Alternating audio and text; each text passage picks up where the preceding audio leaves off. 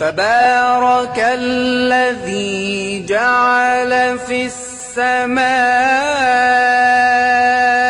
بروجا وجعل فيها سراجا وقمرا منيرا.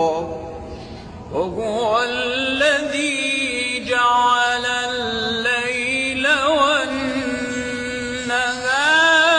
خلفة لمن أراد أن يذكر أو أراد شكورا.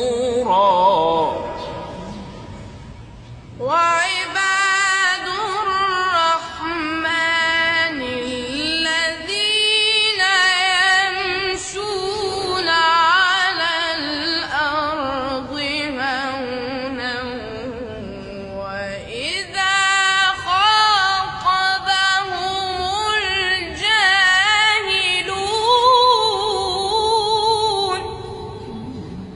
وإذا خاطبهم الجاهلون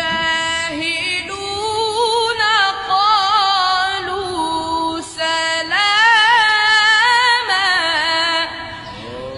والذين يبيتون لربهم سجدا وقياما.